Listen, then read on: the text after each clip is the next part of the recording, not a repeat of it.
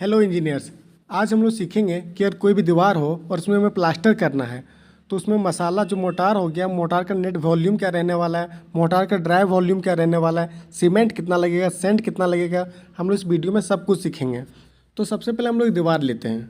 इसकी हम लोग लंबाई मान लेते हैं 10 फीट है और चौड़ाई भी हम लोग मान लेते हैं 10 फीट है। और इसका जो डेप्थ होने वाला है, प्लास्टर का जो थिकनेस होने वाला है वो 0.5 इंच मतलब हाफ इंच इसको मानते हैं।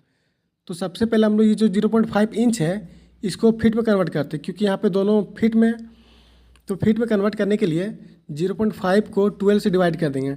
12 से डिवाइड इसलिए कर रहे हैं क्योंकि एक फीट में 12 इंच होता है, इसलिए 12 से डिवाइड कर रहे हैं। तो 12 से डिवाइड करने पे आ गया 0.042। और यहाँ जो प्लास्टर का रेशियो होने वाला है वो 1/5 रहने वाला है। 1 इसमें जो रहेगा वो सीमेंट रहेगा और 5 जो रहेगा वो सैंड रहेगा। तो सबसे पहले हम लोग यहाँ पे सम ऑफ रेशियो करते हैं। 1 + 5 = 6।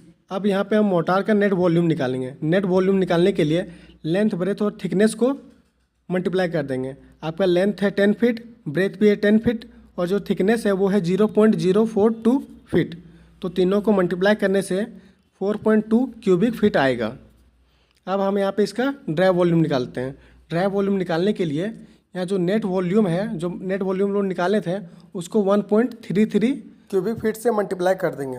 यहाँ पे जो 1.33 है वो कांस्टेंट रहेगा, तो 4.2 इंटू 1.33 ये आपका आ गया 5.586 क्यूबिक फीट। ये जो आपका 5.586 क्यूबिक फीट है वो ड्राई वॉल्यूम है किसका, मोटार का। तो चलिए अब हम सीमेंट का क्वांटिटी निकालते हैं जो इस प्लास्टर में लगने वाला है।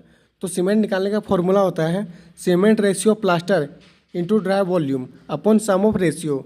तो हमारा यहाँ पे सीमेंट ऑफ रेशियो कितना था, 1 था, इंटू ड्राई वॉल्यूम हम लोग निकाले थे 5.586 अपॉन सम ऑफ रेशियो कितना था, 6 था। तो हम लोग इसको 1 × 5.586 अपॉन 6 कर देंगे।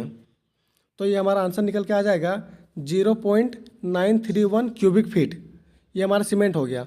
अब हम सैंड का क्वांटिटी निकालते हैं जो इस प्लास्टर में लगने वाला है। तो सैंड का फॉर्मूला होता है sand ratio plaster into dry volume upon sum of ratio. तो हमारे यहाँ पे जो सैंड का रेशियो था वो था 5 और यहाँ पे हम लोग ड्राई वॉल्यूम निकाले थे 5.586 अपॉन सम ऑफ रेशियो कितना था हमारा, 6। तो हम लोग यहाँ पे करेंगे 5 × 586 अपॉन 6। तो हमारे यहाँ पे आंसर आ जाएगा 4.655 क्यूबिक फीट। ये हमारा सैंड आ गया। अब चलिए हम लोग यहाँ पे निकालते हैं नंबर ऑफ सीमेंट बैग कितना लगने वाला है।